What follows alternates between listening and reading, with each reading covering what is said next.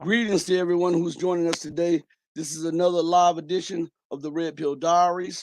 I am your host, Rashid, and I just want to say we're supposed to have former CIA analyst Larry C. Johnson on the show. Right now, we're waiting for him to come through. I'm also waiting for my co-host. It is like we're having technical difficulties behind the scene, also on this end. As always, this is what happens when we try to bring to you some live guests and things like that. So you have to bear with me. You already knew something like this was going to happen, okay? But we can continue to pump on. So we're going to talk about a few things that's in the news at this moment, all right? Because there's some major things that are taking place at the moment right now, and I'm getting a little text message right now.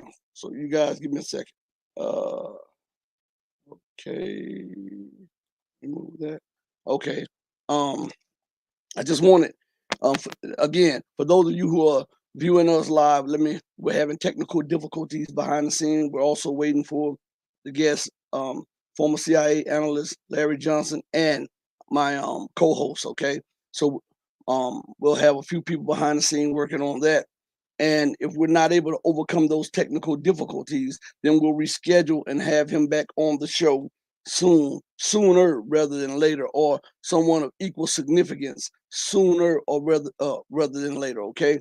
I want to go into the headlines, and maybe as we talk about the news and as we talk about what's going on, we can bring to the forefront other things, and then maybe the technical glitches will be solved between YouTube and StreamYard and all of this stuff like this. So give us just some time to iron out the glitches. As I often tell you guys, I'm not a technical guy. You know, my son is the technical guy, so I have to see what he can do and what can be done. But there's a lot of news that is going on in the world today, and America is finding herself on the backside of it, on the blunt end of it. She's finding herself in a position that she cannot get out anymore. And I want you and listen, as I talk to you all, I want you to understand that America loves to escalate. Even as her policies fail, even as they become more unsound and irrational and unhinged from reality, she does not know how to pause. She does not know how to stop. She doubles down and triples down and quadruples down on failing policy. And the only time when she pauses is when she's taking such a shellacking that she wants everybody to come to the peace table. That way that she can get her forces together and hash out another plan so that she can go forward and try to push through what she originally wanted. So this tells us that the hegemon will do any and everything that she can to get her policies over on the world. She's a dictator. She does not like being on an equal footing with everyone else. This is why we're having so many problems today in global politics. This is why we're having so many problems today financially around the globe. It is because once the playing field becomes level and America has to compete with these other nations economically, technologically, and also manpower wise, she sees herself at a great disadvantage. So she uses things like sanctions, provocations, and she still has the most powerful media in the world. The Western world has the most powerful mouthpiece in the world. So that continues to hinder a movement towards a fairer and freer world. That is the reality of what's going on. Okay. So I want to go to something. We know that she's in trouble economically. So we're going to go to the economic collapse blog, okay? All right. There's a couple of articles on here that I really want to talk about. And we're going to go to one in particularly first, okay? And it is called We Just Witnessed Something That Hasn't Happened Since 2008, and it is causing the housing market to crash. Now, what's major about this is 2008, they say, was the onset of the great economic recession. That's what they called it, the great economic recession. We've been in a recession so long. Now, a recession is only supposed to go so long. And then after that, it turns into a depression. And now I want you to think about the years. They say 2008, right? 2008, 2018, that's 10 years, right? 2020, that's 12 years. 2022, that's 14 years. And yet we're still in a recession, not a depression now, a recession. Because they use key terms to keep you from understanding the significance of what is underway. We are in the midst of the greatest global collapse there ever was, economically, ever. America is the greatest debtor nation in the history of the world. And if she's the greatest debtor nation in the history of the world, and she continues to take on greater amounts of debt, and the economic barometers continue to deteriorate, it sets the world up for the greatest economic collapse and the greatest economic change the world has ever witnessed. And with this economic collapse and with this economic change, there also comes a great political collapse, a great political change, and also a great military collapse and a great military change, because America has been the global hegemon for most of the 20th century and up until the 21st century where we are now. But without the finance, without governments financing her debt, or even being able to finance their debt because they'll be too concerned about the situation that they're facing, it leads to economic turmoil, which also leads to political chaos, which also leads to the collapse of American imperial military power globally. I want you to understand the significance of the global economic collapse. The significance of this.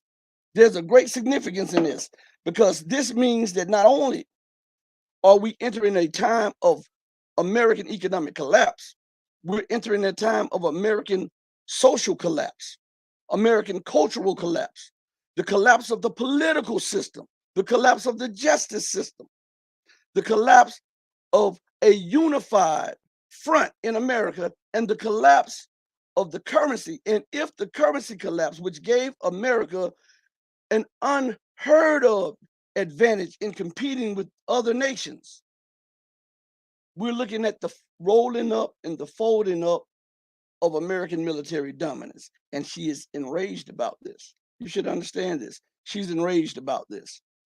The Economic Collapse blog has an article titled, "We have just witnessed something that hasn't happened since 2008, and it is causing the housing market to crash." This didn't have to happen. The reckless behavior of the Federal Reserve and our politicians in Washington created a horrifying inflation spiral. And now the Fed is feverishly raising interest rates in a desperate attempt to get inflation back under control. But everyone knows that rapidly raising rates is going to absolutely crush the housing market. When the Federal Reserve hikes interest rates, that puts upward pressure on mortgage rates. And as mortgage rates go higher, more and more potential home buyers will be forced onto the sidelines. With fewer potential home buyers in the market, that will put downward pressure on home prices. This is basic stuff that you will learn in an economic 101 class. But Fed officials can't seem to understand that what they are doing is going to be extremely destructive to the US economy as a whole. Do you remember the pain that we went through in 2008? That entire crisis was precipitated by a collapse of the housing market. And now a similar scenario is starting to unfold right in front of our eyes. In fact, something just happened that we haven't seen in all of the years since 2008. Well, what is that, Michael Snyder? The average interest rate on a 30-year fixed rate mortgage rose above 6% for the first time since the financial crisis, according to the federal data released Thursday. The average mortgage rate for the benchmark home loan rose to 6.02% as of Thursday, according to Freddie Mac, up 0.13% percentage points from last week and 3.16 percentage points above its level a year ago. It's the first time the 30-year fixed rate mortgage rates was moved above 6% since the week of November 20th, 2008. What was that a precursor to? The so-called Great Recession. Now I'm going to correct Mr. Snyder in a couple things that he said, even though he's on the money with most of this stuff. When we go back to the beginning of this article, Michael says this didn't have to happen. The reckless behavior of the Federal Reserve and our politicians created a horrifying inflationary spiral, and now the Fed is feverishly raising interest rates in a desperate attempt to get inflation back under control, right? Stop right there. This didn't, what Mr. Snyder is missing is this financial crisis that is unfolding now and is about to unfurl. Oh, I'm gonna go into the comments. I'll put your comments in the chat in just a minute. What's about to unfurl and unfold in this world did not start in 2008. This is the biggest misnomer and mistake that is made by financial pundits. They think that the unhinged spending and unhinged policies of the Federal Reserve in 2008 is what precipitated or preceded this financial calamity that is now engulfing the entire world. That is wrong. That is incorrect. And others point to 2002 and 2004 when they removed the Glass-Steagall Act. When they removed the Glass-Steagall Act, you know, banks got bigger, businesses got bigger, and they started plundering even more. But that in itself is not the preceding cause of this financial collapse that is unfolding right now. I'm going to take you back, excuse me, to 1971. In 1971, the world went off the gold and silver standard, and it has been off the gold and silver standard since then. That, my dear and sir, is one of the main reasons for the collapse. And they forget this because in between 1971 and up to the day, most of them made their fortune. They forget this. And in between that time of 1971 and up until the day, or up until 2008, most of them had no problem with the financial moves of the Fed because they benefited from that, you see? But America has been detached from the gold and silver standard since 1971. That means she detached a spending limit from the American Republic. And it went from being money backed by sound resources and commodities to a currency backed by IOUs. And the printing press went into overdrive to maintain American power, to maintain American dominance. To do these things, she went into a frenzy and took the American Republic off the gold and silver standard. So it didn't happen in 2008. It didn't happen in 2002 and 2004. It happened in 1971. And to give you something even more, it happened prior to that too, because America was robbing her currency of gold and silver in the 60s. I'm gonna say that again. America was robbing her currency of gold and silver in the 60s. That's why if you look and you go back and find these the coins that were minted back then, before 65, they had silver in them, they had gold in them. So America was starting to take her nation because her spending, she wanted to be the preeminent power, the dominant power.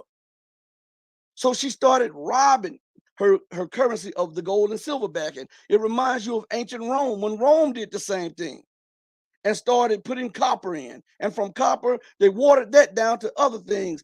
And then the currency became nothing. The coins had no significant value in them. We're watching that today in modern Rome or modern Babylon. So from the 60s, if you look, she started robbing her currency of the silver and gold backing.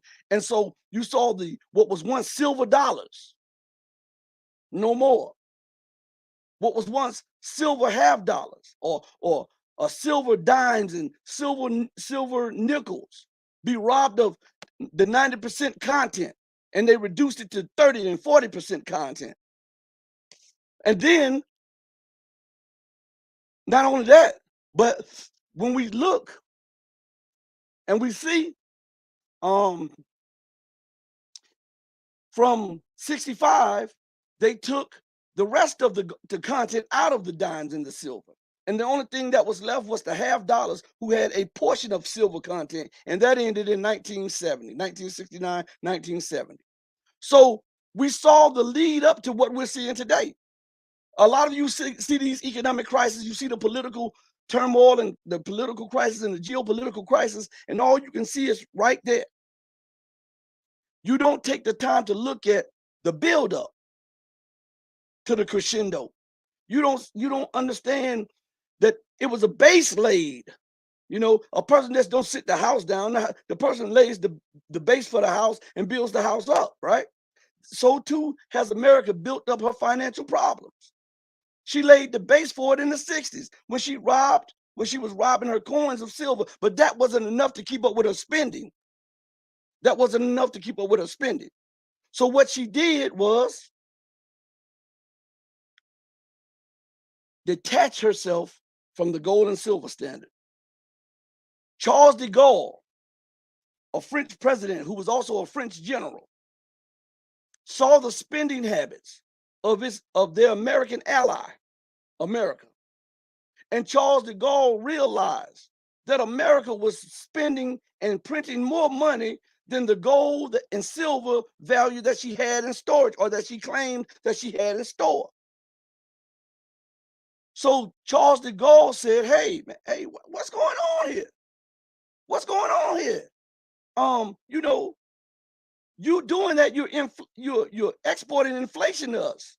You know, you doing that, you're giving us problems here. You're hiccuping, and we're getting heartburn over here. So what's really? And America tried to soothe the Gaulle. He tried to soothe those other leaders. And then Richard Nixon stepped on the stage and he said, oh, don't worry about it.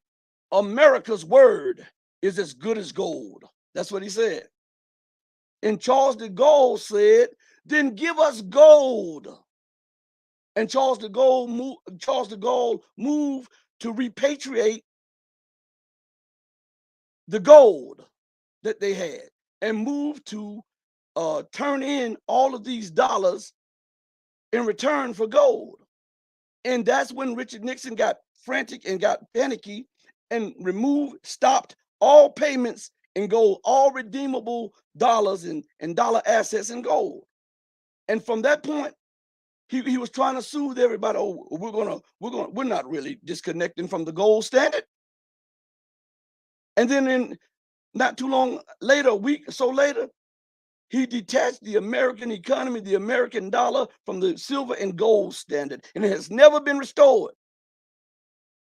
Never been restored. So when you look at the financial problems of today, they have root in the 60s and in the 70s, not just in 2008, not just in 2002 and 2004, when the corrupt leadership removed the Glass-Steagall Act. If you continue to print money and you continue to turn on those printing presses and you continue to use your money as weapons, you alienate people. You export inflation, and people are saying, man, you know what? Every time we try to do something sovereign, we get sanctioned, or America plays with the percentage points, and it spikes inflation over here, or it calls food prices to rise, or it causes energy prices to rise over here, and then that causes protests on the street in our country. We can't keep funding America's habits. So then you see nations get together like the Eurasian Economic Union, and you see people get together like the BRICS nations and the Shanghai Cooperation Organization, and all of these nations, they get together and they're for years trying to figure out a way out of the dollar trap. And so now that more and more nations are moving towards using the Chinese renminbi or the yuan, or they're trying to use a basket of currency, or they're trying to bag the currencies with commodities so that they can have an intrinsic value in them. Thus meaning that the dollar itself has been undermined by the policies of the politicians, the corrupted leaders of America. It's not China destroying the dollar. China doesn't print dollars. It's not Russia undermining the strength of the dollar. Russia does not print dollars. It's not Venezuela or Iran trying to undermine the strength of the dollar because they see what the dollar has done and is doing, and they're trying to move out of the dollar trap and exchange commodities and other currencies. That's not them trying to undermine the dollar. That's them trying to reinforce their sovereignty, their economic sovereignty, their political sovereignty. It is America and her corrupted and arrogant politicians who have undermined the dollar because of the policies, the irrational, unsound, and unstable policies that America has put into place and continue to put into place. That's what that is. So as they talk about rising interest rates, well, hell, it was bound to rise. When they talk about a looming market crisis, when you unhinge your currency and your economy from gold and silver, what do you expect? Do you expect that you can print paper without any backing and just with the pictures of your dead presidents on? Do you believe that you could just do that in perpetuity and there not be any consequences of that? Even a parent that's worth his salt teaches the child about the consequences of their actions. America, her politicians think that they are the exception to these rules. This is what I continue to tell you. There's no soundness in their thinking. They have the mentality of 2-year-olds. But that's the derision that was put into them. So I'm going to put some of the comments on the screen, especially the first one. Let me put this one up. So there's a comment says, better get ready for a pain you haven't seen in generations. I'm going to take it a little further. You better get ready for some global pain that is of the level biblical. Have you ever seen, and I've been saying this since 2012 when I had a platform to speak, or 2009. 2009. I've been saying this since 2009 on the platform. I've said it longer than that, but when I had a platform, that as this thing implodes, as the inflation continues to get go higher, and as the debt continues to mount, what you will see is Mad Max type things. I know it's something hard for you to wrap your head around, but when the government wants to convey something to you, they often put it in their movies. They often put it in their music. They often put it in their magazines because they know that you'll just overlook it. But what I'm telling you is that this is, I have to take this. I believe this is give me a second. This is Larry Johnson. Let me see if I can get to him 1 second. Everyone, give me a second. We are live now. He is having a time difference. So hold on 1 second. Live on air. I'm talking to him right now. All right.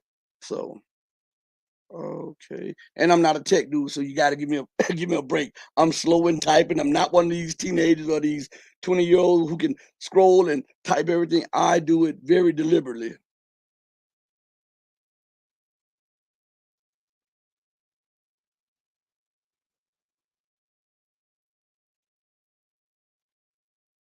All right. So anyway, excuse me. Hopefully he'll be able to join us shortly. Okay. But again, Mad Max type. I'm telling you that let me just give you an insight.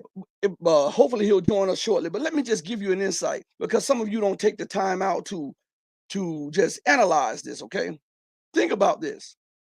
America's manufacturing capacity is kaput, right? Her farms are going belly up all across the nation.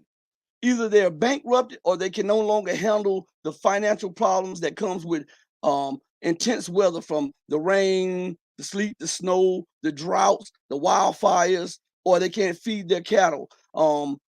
Farming USA is in trouble. You can Google this stuff. I'm not, or you can duck go it, or you can whatever. You can Yahoo it or whatever search engine that you use. Okay.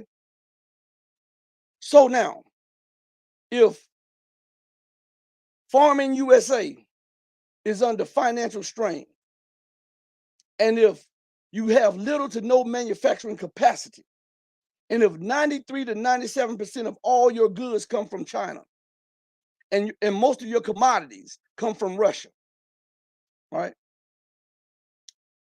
And your currency has been detached for decades from sound money, which is gold and silver and commodities, right?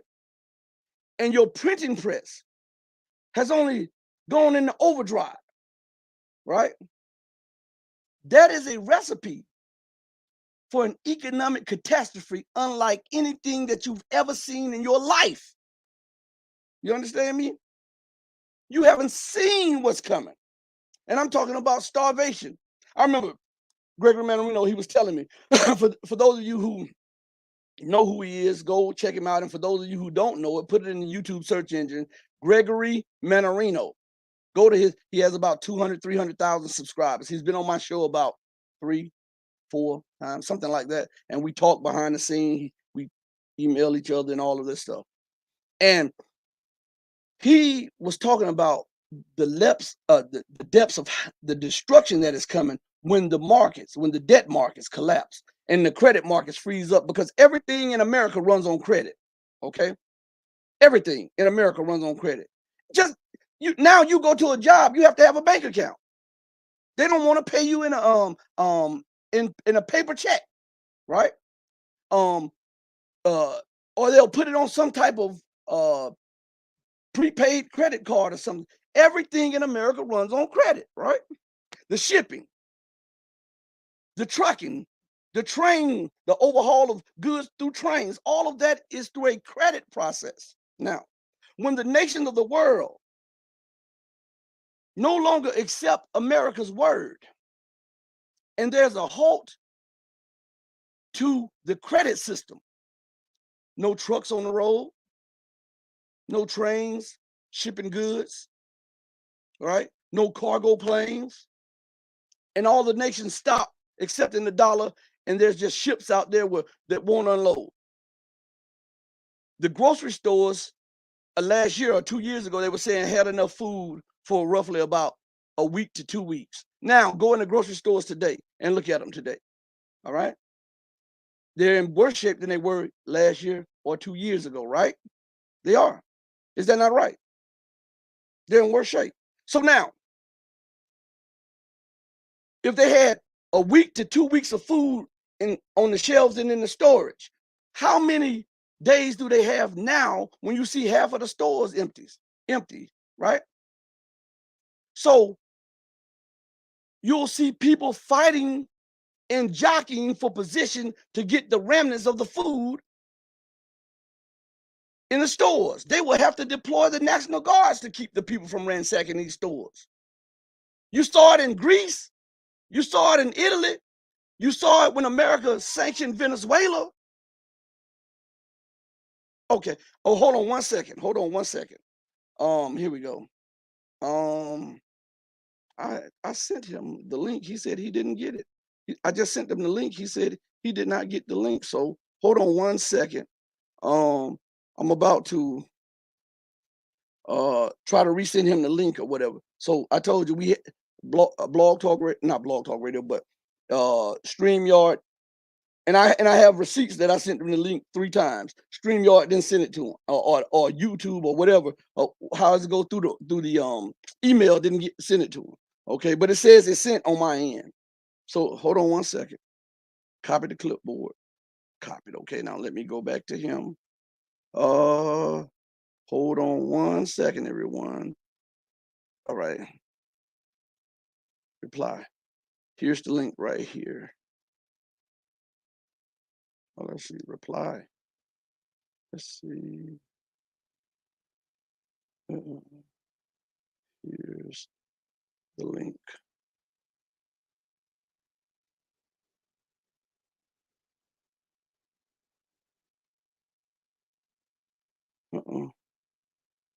Now you see, I'm doing it live on the air, so just so people can see that what goes on behind the scene. You see, and mind you, we sent the link a few days ago when we scheduled the show. Then we sent the link again. Then we sent the link yesterday. So Yahoo or Gmail showed it on my end that it was sent, but it wasn't sent. I tell you what, man. See, this is what you get. But again, hopefully he can get this link and he can join us in the chat in just a few minutes, okay? So y'all be patient. But oh yeah, Dina, Dina, I understand. I saw that too. I was aware of that too about China's convoys and stuff being in Ukraine. I saw that also. I think Harold Turner was the first one to put the videos up of Chinese trucks rumbling across the Russian border up into Ukraine. Yeah, I think so. You be on top of it. You be on top of it every show. But again, when the nation sanction her and no longer take her dollar, how are you going to eat? If the farms are not producing, if the trucks are not on the highway, if the stores run out of food, huh? You're going to see rioting. That is why one of the government's reports was talking about tackling widespread rioting and uprising across America due to lack of food and goods and stuff. They do these things because they see some of the stuff that is on the way. So what you see in Mad Max is something that you'll see. And back to what I was saying, Gregory Manarino says, hey, it's going to be Mad Max life. I was saying it since 2009, but Gregory Manarino said it on one of the previous. Go look at the interviews that I did with him. A couple of them are on YouTube, a couple of them on Patreon. But Gregory Manarino said the loss of life from this coming economic collapse will be biblical, and it will be worse than a nuclear exchange. This is a man that makes his living off the markets. And he continues to watch the bond market, which is called the debt market. And he continues to tell you to hedge against the dollar, hedge against the Fed, hedge against the government and their policies. If they're telling you something's rosy, if they're telling you something's bad, whatever they tell you, you do the opposite. This is what I'm saying. Because we are at a stage now where there's no going back. When the debt level has reached into the quadrillions. I didn't say the trillions, the quadrillions. And I'm going to explain that to you, okay? The quadrillions. I have some clips on here that date back to 2000, and I believe, if I'm not mistaken, 2007 or 2008, by a professor at one of the colleges, and he does economics, right? And I can play them, but I'm trying to wait for to see if Larry Johnson will be able to bypass the blocks or whatever and be able to access the link because we're talking back and forth, and see if he'll be in the chat room. And I don't want to get into playing the clips and then he comes into the broadcast. Okay, so let's be patient. But I have a clip. I had to cut it up into two parts, right? And it was done on RT, and it was about a U.S. professor of economics, and he did I think it was 2007, 2008. He did an assessment on America's debt back then. Back then. I'm gonna say that again. Back then. And he was talking about, he didn't mention the derivative markets. He just talked about America's debt and her unfunded liabilities. And after he did this study and he got together all of the government papers and he did this analysis, he said that according to his estimates and others' estimates, that America's debt stood at least $222 trillion. That was then. That was then. See, that's what I'm telling you. The false numbers that they're giving you today, I got a record, I got a paper trail.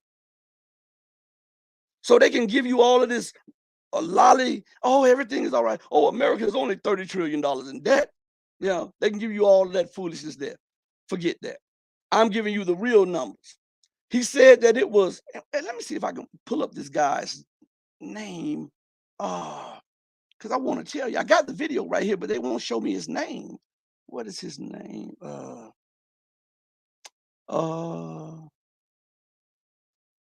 I can't see it, but if Mr. Johnson doesn't get on in about 5 minutes, we're gonna go to his video, and then we'll wait for Mr. Johnson to get on again, okay? But because I want you to hear it out of his mouth, and remember the time when he's saying this. $222 trillion at the time. And at the time, America's economy, I think, was like $14 trillion, right? Now, I want to ask you something, and I'm not the brightest bulb or the brightest light that's shining, but how can America's economy continue to grow when you don't produce anything? I'm asking. And how can her growth go from 14 trillion to 24 trillion or to 28 trillion? Notice every time her debt goes up, her gross domestic product goes up. How in the hell is that possible? That's a detachment from reality. You telling me that all of the economic barometers deteriorate? Unemployment, lower, you're losing tax revenue. All right, people are exiting the dollar. Businesses are going belly up. The farms are going belly up. You continue to have struggle with city and municipal and state and federal budgets because there's no money there. Homelessness explodes. People needing financial aid and food aid explodes across the country. And you're telling me that you go from $14 trillion in your economy to $28 trillion? Man, if you don't get out of here with that foolishness, you don't. But people they don't question that. Now, mind you, all while it's going that way, she continues to print money. She continues to print and issue debt. So how is that even possible? I'm asking any sound person out there in the chat or wherever. Tell me, how can that be? Because maybe I'm not getting it. Maybe it's me that's not getting it. I don't understand how you can continue to print debt and all of your economic barometers continue to deteriorate, yet your economy grows. You show me that, and then I'll follow that pattern in my house and become a billionaire. Okay, I'm asking. So the guy said that back then it was 222. His estimates was no less than $222 trillion. And America's debt now has doubled plus some, right? From her public, what she shows you has ballooned from 14 trillion to 30 some trillion dollars, right? Now just imagine how much the other debt of that $222 trillion has ballooned. And they continue to tell you that, oh, if America keeps spending by 2030 or 2045, it will take up 110% of the GDP. It was way over. Listen, let's do basic math. Basic math for a second. If my economy, the total size and the output of my economy, according to the estimates back then, was $14 trillion. And the unfunded liabilities and the debt was $222 trillion. Now, I'm not a rocket scientist. I'm not the smartest guy. But isn't that 100% of your GDP over and over and over again? Because I'm pretty sure you can take 14 trillion and you can divide it into 222 trillion, right? And whatever that answer is, that is the multiple of debt that America is in, right? So that's like debt over and over and over again. So it had to be multiples of 100% of America's debt, right? Is that not right? I'm asking you this because I want to get a straight answer. So oh, my mic went mute. See, on live on air, my mic went mute. I didn't do it. My mic went mute. But anyway, that's multiples. Let's see. Let's just do this. Okay. I know this calculator won't go up into the trillions or whatever like this, but let's just do something just for your sake right here. I'm on a calculator. Let's see. We say 14 go. We say 222 divided by 14. That is almost 16 times your output. So that means that you are not closing in on 100% debt to GDP. You are closing in on 1,600 times debt to GDP back then. But see, if America didn't have the world reserve currency, it would have been abundantly clear. You know, I mean, anybody do the math. Okay, look, let me see.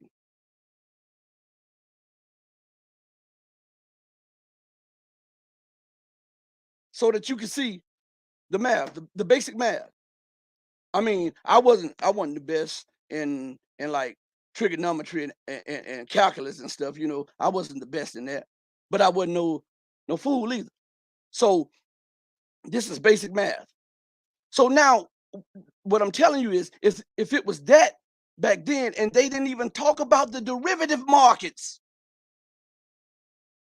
And then we have on my show, go back and look at the interviews with Gregory Mannarino and how he talked about the quadrillions in derivative market debt. I didn't say billions. I didn't say tens of billions. I didn't say hundreds of billions. I didn't say trillions. I didn't say tens of trillions. I didn't even say hundreds of trillions. Quadrillions, he says, in the debt market that they keep hiding and playing a hot potato with and musical chairs with. Now, you put that on the back of an already so-called 24 to 28 trillion dollar economy, right?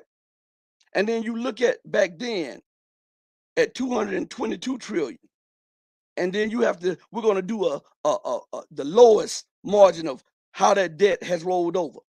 So we'll say that back then she was $14 trillion economy, right? And we multiply that by 2, and it's 28 trillion. I mean, that America says that she is now. Okay, so then we'll just take the 222 trillion and we'll multiply by 2, and we'll have $444 trillion. Now, and so if the debt, the bond market debt was multiples between 2 and 5 quadrillion dollars, then we have to do the same thing to that, and we'll say 4 and 10 quadrillion dollars. How in the hell are you going to extricate yourself from that? Do you know that the global economy, I know they're telling you, well, the global economy is an $83 trillion economy. They are lying. Google removed the original estimates of the global economy. And the global economy, they had it where it was $45 trillion. But when America suddenly doubled her output, which nobody knew how she did it, Google removed that and then doubled it and put it at 80-some trillion dollars. I'm not nobody's fool. See, this is what I do because I have to have my facts right when I'm talking to people. Okay? Think about how even with let's just give them their rosy scenario of 80-some trillion dollars, the global economy. Well, America's debt alone stands at least 444 trillion. So how's that going to work out for you? Huh? America's debt. If we have Larry Johnson in the studio, so we're going to bring him in just a second. As a matter of fact, I'll bring him in right now. Hey, how are you? I didn't have a link. I would have been here earlier, dude. They told me that they sent the link. I mean, I looked on the Yahoo and the Google thing, and it said the links were sent. But you know how that goes, Larry. Yeah. You know how they do these things. So before we go into it, I'm glad that you're here. But before we go into deeper into the show, would you tell the people about yourself a little bit? I'm a has-been. You know, I was fat old guy with an opinion. So I was with the Central Intelligence Agency for 4 years back in the 1980s. I then moved to the U.S. Department of State's Office of Counterterrorism. And then that was a 4-year stint. And then after that, I spent roughly 23 years helping train U.S. military special operations forces conducting counterterrorism exercises. Also spent a career in my own consulting business doing global financial investigations, product counterfeiting, money laundering. So, you know, I've got a little bit of background and experience. I'm not just some guy offering opinions because I, stayed at a Holiday Inn last night. Hey, don't forget to tell them about that good website that you are the creator and editor-in-chief of. Yeah, I write at Sonar, SONAR 21.com. Stands for Son of the New American Revolution, 21st Century. Sonar21.com. All right. Now, let's get into it. First of all, let's just say, what is America doing in Ukraine? I mean, what is her purpose, her aim, and why does she have no reverse gear and she continues to double and triple and quadruple down on seemingly failing policies? All about the money. This is when you look at the people that, number one, the one country in the world that donated more money to the Clinton Foundation is Ukraine. Now, well, you sit there, you go, wait, what? That one of the poorest countries in the world is the biggest dollar contributor to the Clinton Foundation? Oh, yeah, they weren't trying to buy anything with that. And, who's on the board of a couple of corporations in Ukraine? Well, Hunter Biden, son of the president. And then you got a bunch of CIA personnel. You got family members connected to John Kerry and to Senator Mitt Romney, who are on boards there. I mean, we're talking a level of corruption that is breathtaking. So back in 2014, there was a president in Ukraine who was pro-Russian, and he was not interested in cozying up and joining the NATO and joining the European Union. Well, the United States and Great Britain didn't like that. Why? Because Ukraine sits on enormous reservoirs of oil, gas, other critical minerals that the West wants. And a coup was engineered. It was called the Orange Revolution. It was a revolt and a deliberate, provoked, armed insurrection that started in what's called the Maidan. Took place in the square in Kiev. And as a result, the pro-Russian president was forced from office. A successor was named, not following the constitution in the Ukraine, but it's okay with us because he's our guy. So it didn't matter right or wrong, as long as he's our guy. What happened in that new president moved immediately to ban the use of the Russian language in places like Crimea and in the Donbass, where the two republics, Donetsk and Luhansk, are located. This is out in the eastern part of Ukraine. Well, those people rebelled. Crimea had a referendum, and they voted, we're going to go back and become part of Russia. They were always part of Russia. They were given away back in the 50s by Nikita Khrushchev as a gift to Ukraine. He was a former Ukrainian. But the Crimea voted to go back and become part of Russia, Russian territory. Well, this unleashed an actual civil war. The army of Ukraine started attacking the civilians in Donbass and Luhansk and Donetsk, and that started in 2014. What's interesting is the militias in each of those, they're basically like states. Think of it as like, Mississippi and Alabama, or New York and Pennsylvania.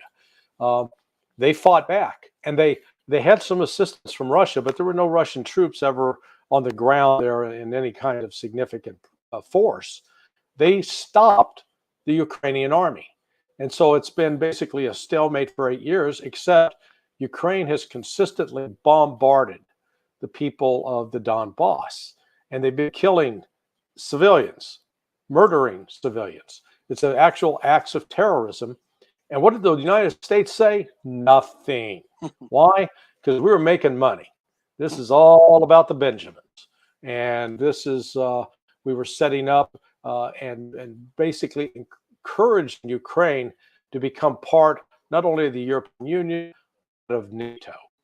Now, 31 years ago, back when George H. Walker Bush was president, there was a fellow by the name of Jim Baker, who was his Secretary of State. And Jim Baker promised the Russians, as the Russian Soviet Union was breaking up and Russia was going to be left, was going to, he said, we will never allow NATO to move east. Well, starting with Bill Clinton, man, we broke that promise in a heartbeat. And so up to this day, we continue to move NATO forces to the east. Russia had been very clear. They did not and would not allow Ukraine to become part of NATO. Any effort to do so, they would stop. They said that repeatedly. They said it in 2008. And our problem is we just didn't believe them. So by not believing them, we come to October or February 24th of this year, we are continuing to advance to the east. We're doing military exercises every year in Ukraine. I can show you videos of U.S. Marines landing on the beaches of Ukraine. Now, these are ostensibly defensive exercises. You call land a bunch of, harassed Marines on a beach with weapons defensive operation? I don't. And so it's understandable the Russians looked at that and said, what's the United States doing? Can you imagine how we would lose our minds in this country if Russia was doing those kinds of exercises with the government of Mexico? If they were landing Russian troops on the beaches of Mexico around near Brownsville, Texas, just across the border in Matamoros, we would be out of our minds. This is an outrage. It's a threat to us. Well, for God's sake, what the hell do you think the Russians see? I mean, it's outrageous. And yet the United States has provoked this war. They're using Ukraine as capital. The Ukrainians are getting chewed to pieces. And yet you got this propaganda operation in the United States. Says, oh, boy, Ukraine is beating the Russians. Oh, the Russians are terrible. Oh, the Russians are losing it. Oh, they're being, they're lying to us. The very people that can't figure out what a woman is are also trying to tell us that Ukraine's winning the war. Sorry, it's just we have lost our minds in this country as far as I'm concerned.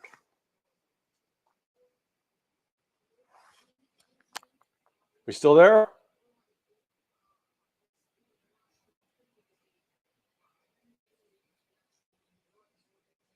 Hello.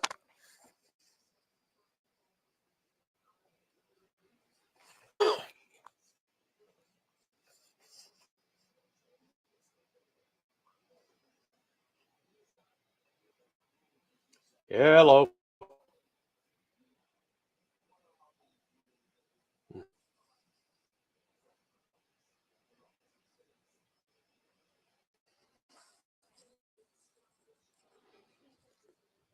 Hello.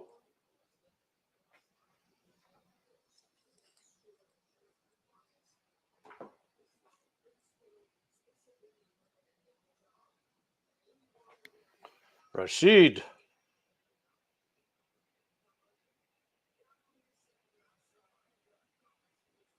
Let me leave out and jump back in.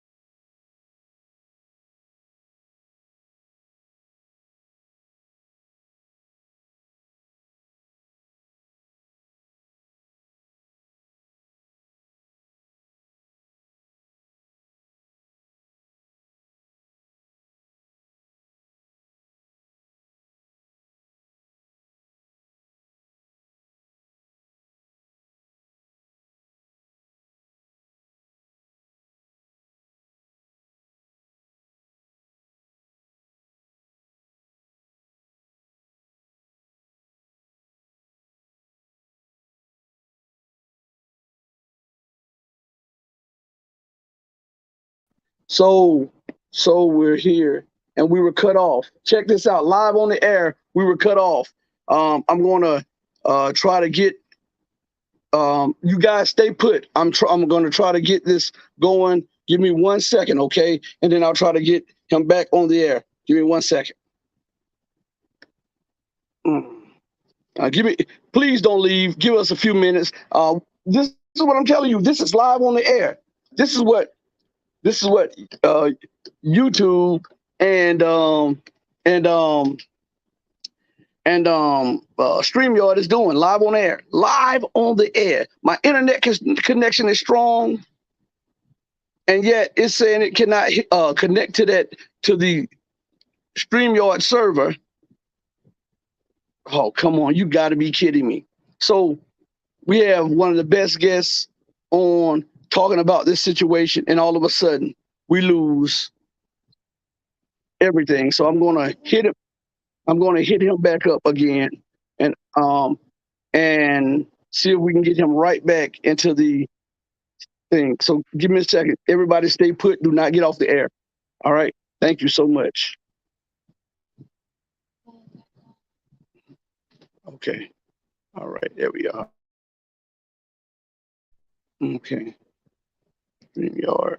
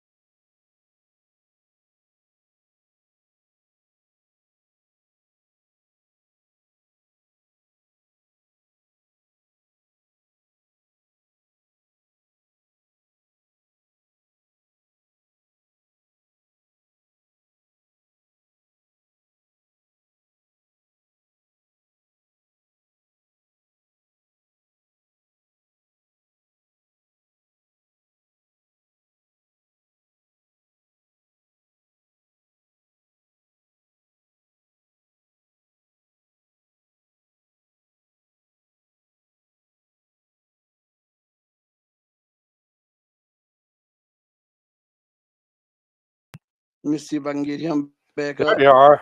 Okay, I'm back. I see All right. you. Yes, yes.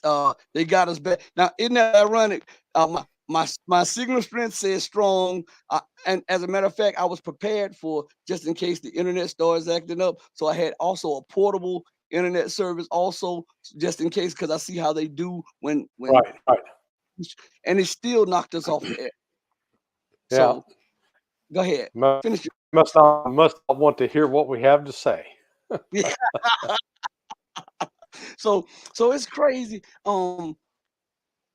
Why is there such a field of censorship right now, especially in the so-called freest nation on earth?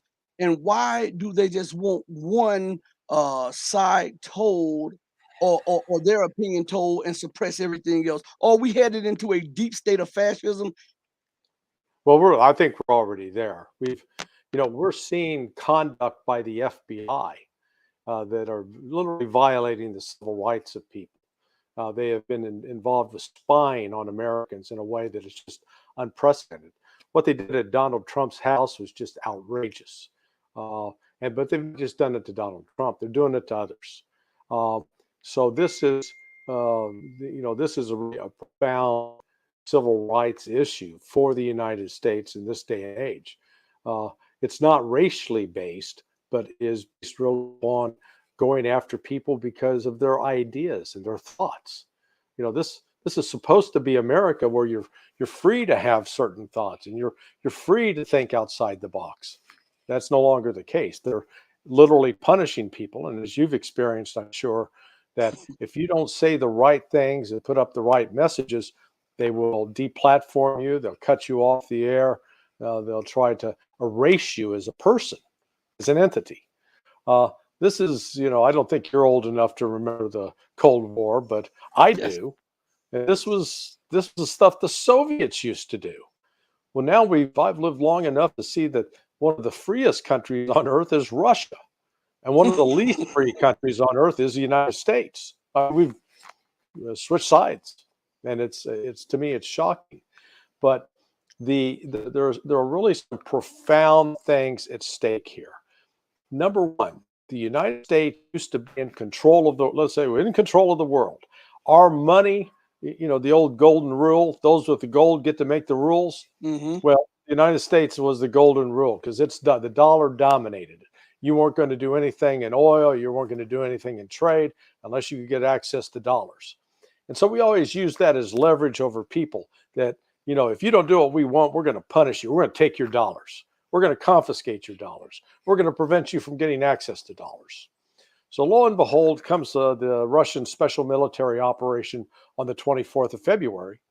And what does the United States do? We impose sanctions. Do you need to take something or? Oh, no. I was pushing something out of the way because I kept hearing it echoing in my ear. Oh, okay. So the start of this Russian special military operation, the United States and Europe says, oh, we're going to show you, man, we're going to sanction everything. We're going to take all your money. We're going to take the yachts of your rich people. We're going to confiscate their football. We're going to take everything. It's ours. And Russia goes, okay, except we got the oil, we got the gas, we got the fertilizer, we got the grain, we got everything you need from us. I mean, they should turn around and say, you fools, don't you remember over the last 8 years, you've been having to hitch a ride with us to the space station because you couldn't build your own damn rockets?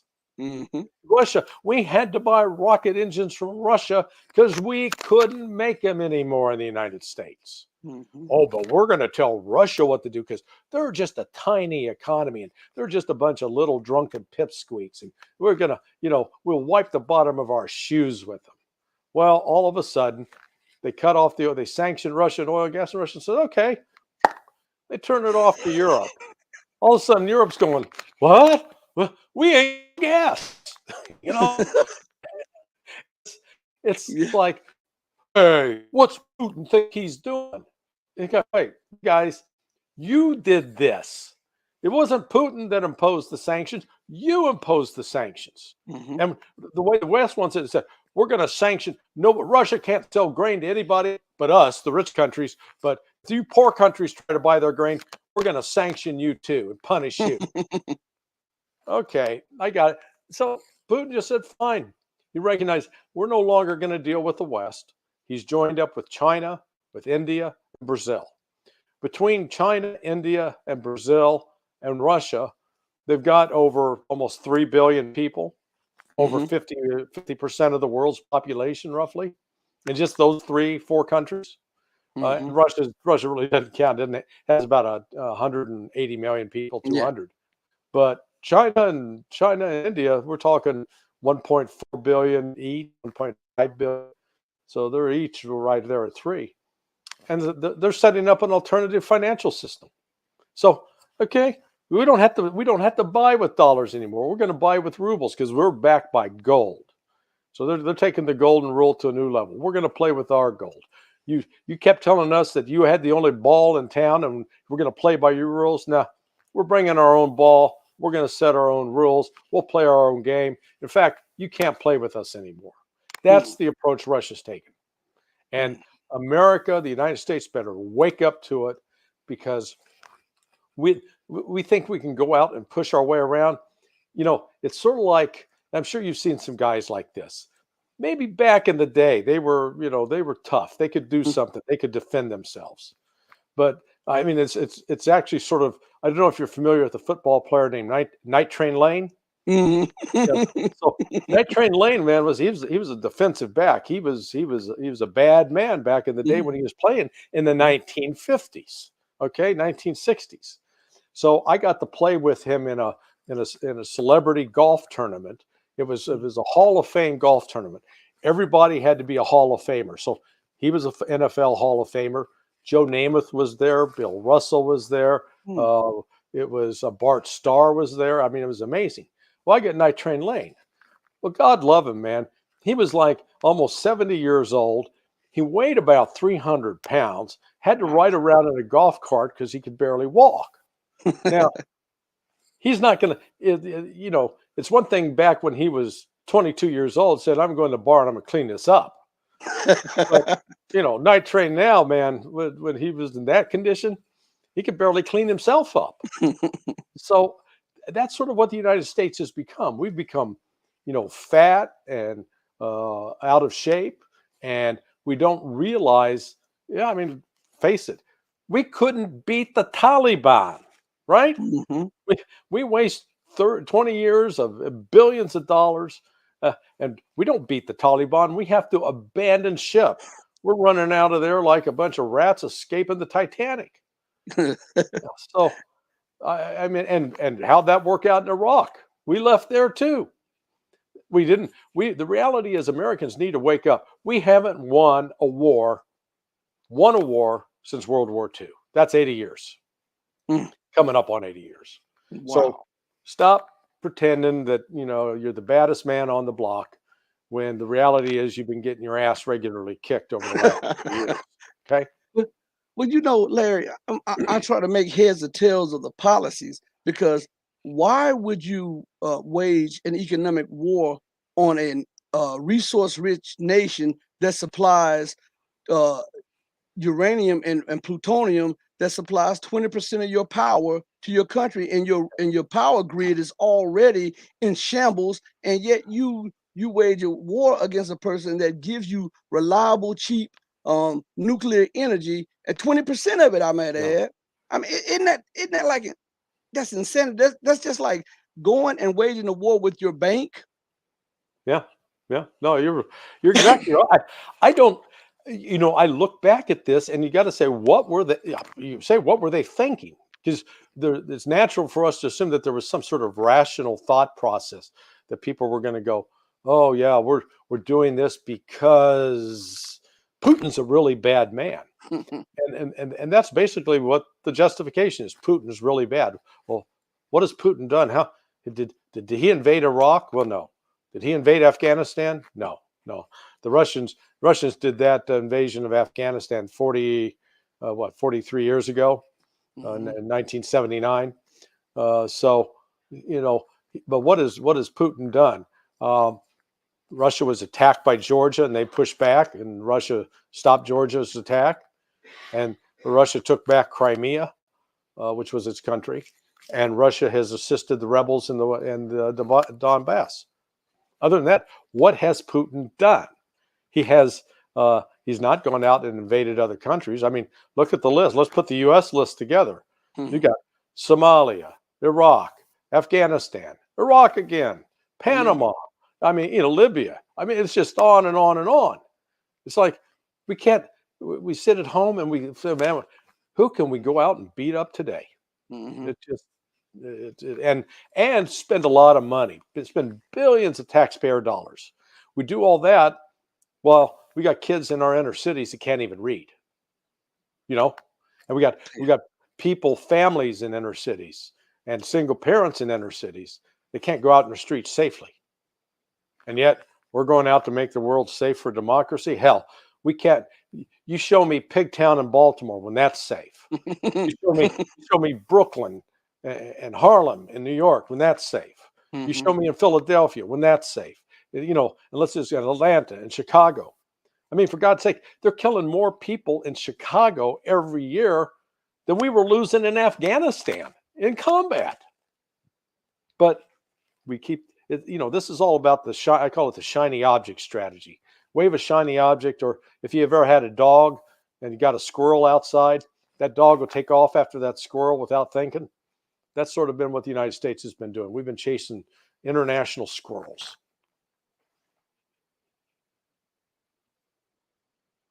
Oh, we froze again.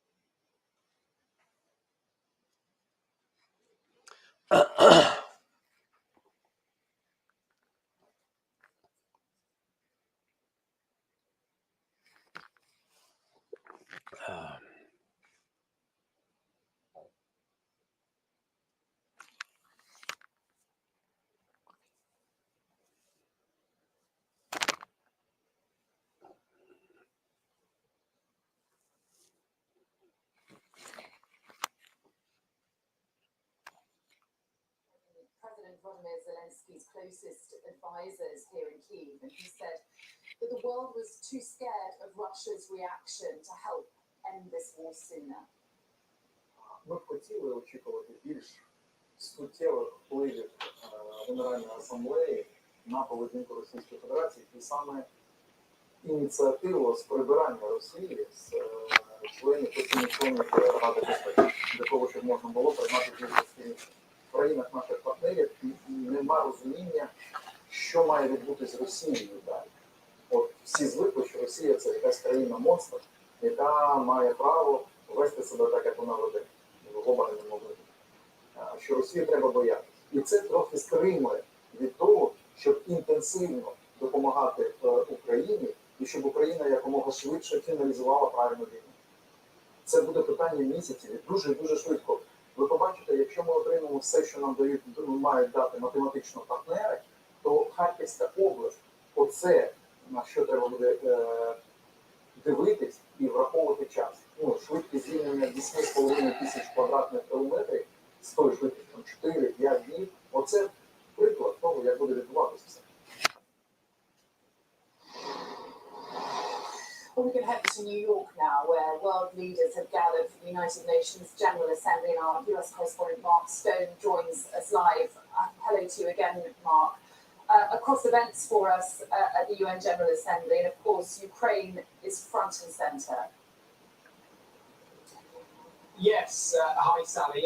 I don't think it is any surprise that Vladimir Putin has chosen tonight to address the Russian Federation, because he is using the moment to seize the limelight from the UN. He knows that the rest of the world is meeting here. He's one of the few leaders who has not turned up, his foreign minister Sergei Lavrov is here on his behalf.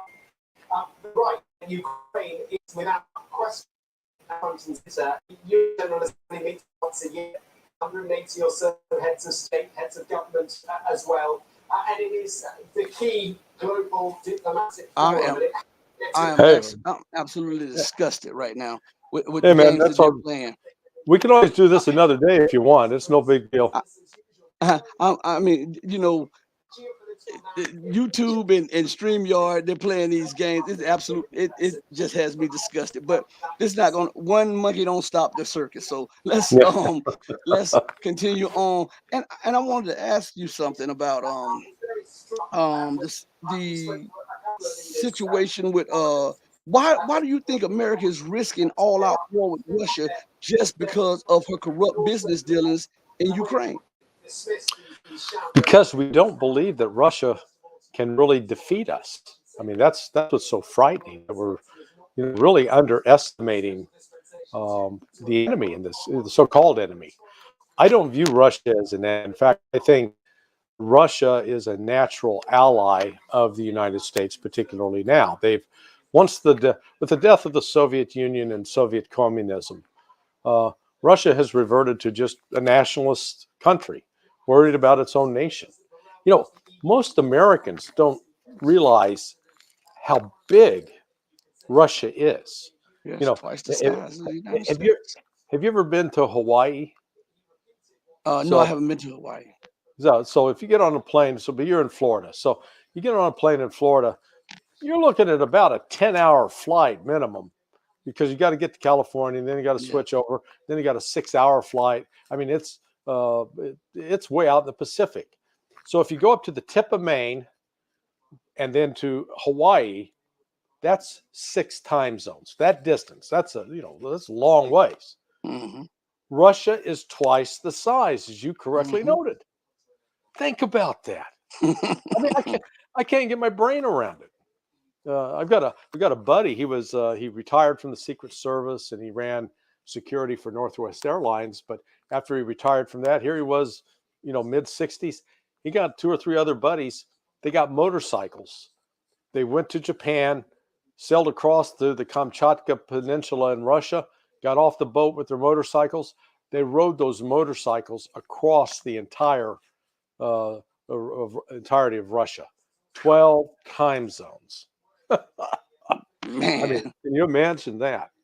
But Russia should be is our natural ally. They're the role of the Orthodox Church is preeminent now in Russia. They no longer have a ban on Christianity and religion. I think honestly, one of the things that makes the West so angry towards the Russians is they're not very tolerant of homosexuals. Mm-hmm. They don't embrace the gay LGBTQ weird agenda. They just say hey, we're not going to encourage homosexual behavior because we don't think it's healthy for families. Now, they're not taking homosexuals and tossing them off the roofs like they do in Saudi Arabia, but Saudi Arabians are out. We can be friends with Saudis even though they kill homosexuals. But by God, we can't handle these Russians who assert normal traditional family values. Well, that's a threat. So, we're deliberately trying to provoke them, and the United States is not set up to fight a military battle on land with Russia. Russia is not a country that's out trying. It's not building up navies and sending carrier task force around the world to threaten people. They don't do that. They've got a force now deployed in Syria that was done in response to an invitation, a request by the Syrian government to come in and help fight these Islamic rebels that were being funded by who? Oh, the United States. That's right. Remember, we were against these Islamic radicals until we were for them. I mean, people look at us and realize, man, these Americans, they're crazy. Crazy.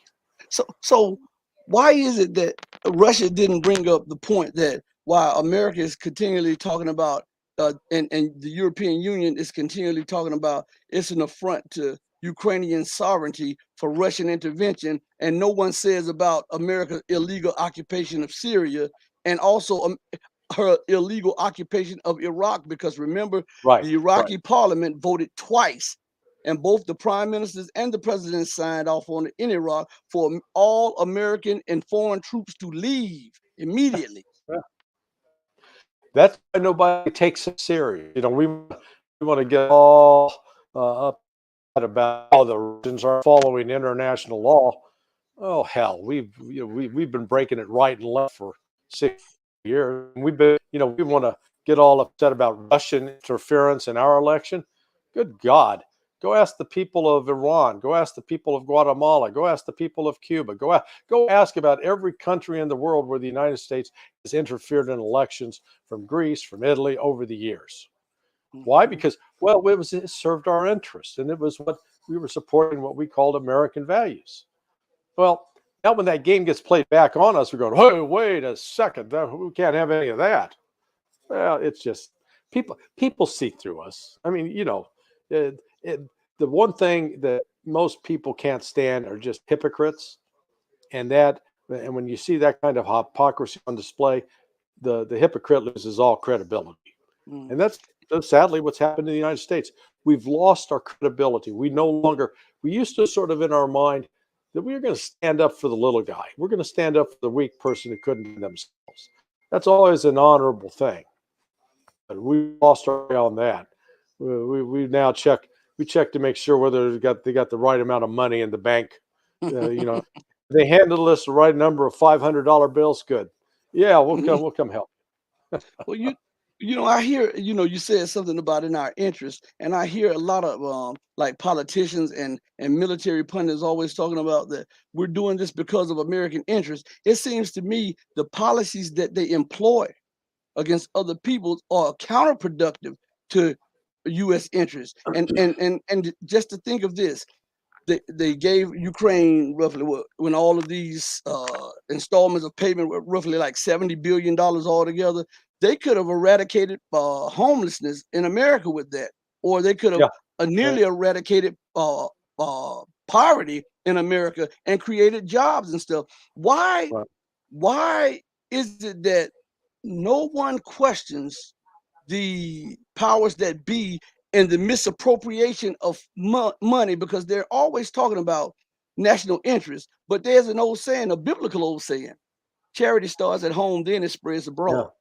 But you can nation build everywhere else, and your infrastructure is dilapidated. You can go and build housing for other nations to bribe them, but at home you have millions of people that are on drugs and that are staying on the streets, and people who are looking for jobs, and yet you're talking about job creation 9,000 miles away. How does that serve American interests when at home she is collapsing, and you see a greater divide culturally, you see an economic divide, a political divide, and yet abroad she's spending her attention and her money there?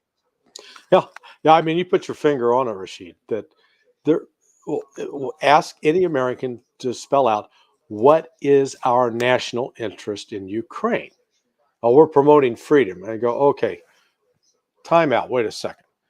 The Ukrainian government under Zelensky has banned all opposition political parties. They've shut down all opposition media. Now tell me that again. We're promoting what?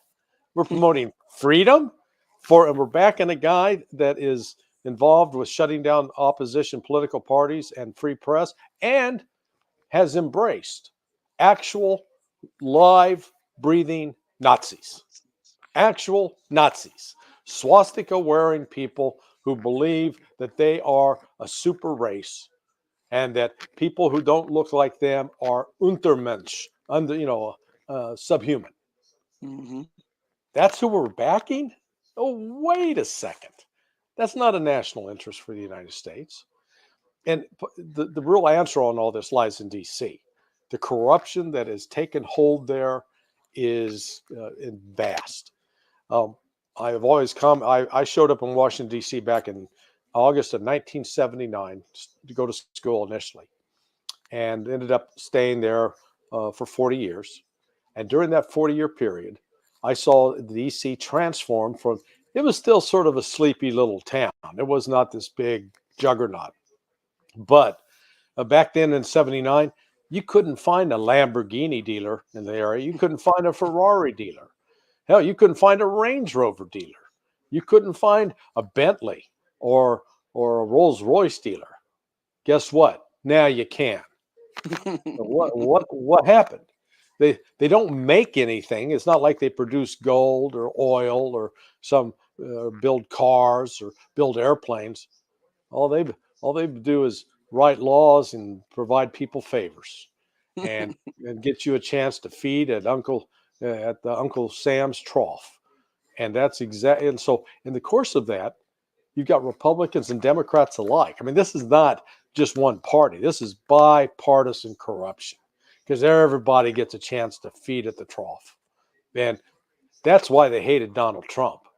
Trump represented a fundamental threat to that. I'm not here to do a Trump for president campaign, but the reality was, what Trump threatened that, because he was no longer going to allow people to make the kind of money they were making and to cut these deals. That scared the hell out of these people, because all of a sudden he's affecting their bottom line. Think about Liz Cheney as an example. I mean, that girl goes to Washington, D.C., and her net worth is worth $7 million, thanks to Daddy. And in 6 years in Congress, it's all of a sudden $40 million. Now, she ain't getting paid $3 million a year, okay? Gets paid about $180,000, I think. So I don't care how frugal a saver she is, or how savvy a bettor she is at the track. You don't, you don't boost 7 million into 40 million over 6 years. I mean, come on. And she's just one example. I mean, Hunter Biden, look at him. He was getting putting out 80,000 plus a month. Why? Because he knew so much about natural gas. The only thing he knew about natural gas was if he ate up too many beans for lunch, man, he'd be fumigating his own car. That was his natural gas. Yeah. So this corruption, people are just, they're selling out the souls of Americans for this. Well, where is all this? What I'm saying is, where is all of this leading the American Republic? Because remember, she continues to take on mounting debt, unheard of debt, and in her efforts to try to be the global juggernaut, and which it doesn't make sense to me, because you want to fight and surround and threaten the very nations that supply your goods on your shelves, your gas, your nuclear energy, and the commodities. How sound is that policy? Because I can't make heads or tails of that, because to me, the average person should see how unsound that is. Yeah, it's crazy. That's absolutely crazy. I was just checking to see what the stock market was doing. It's down 445 points today.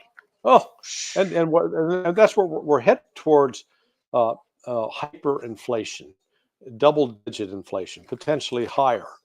And that's all coming at a time when, in the past, inflation could be caused because we printed too many dollars. There was so much money out there floating around. Everybody was flush with cash. So they're trying to buy a limited supply of things. That's not what's happening here. We've got, yes, all this excess cash, but now on top of that, we've got some actual real supply shortages. I don't know what it's like up around you in the Panhandle, but have you been to a car lot lately? The ones down here, there are hardly any new cars out on the lot. Yeah.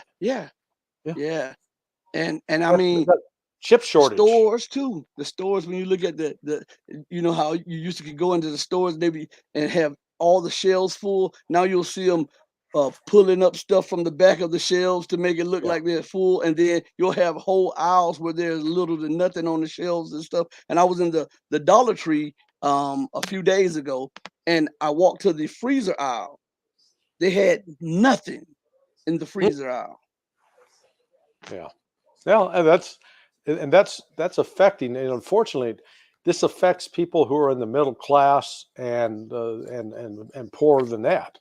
So, it's a lot of single moms in particular are going to be out there struggling and suffering with this, and kids are going to go hungry. I mean, there's, the people who are the upper middle class that flush with cash, yeah, they have to pay.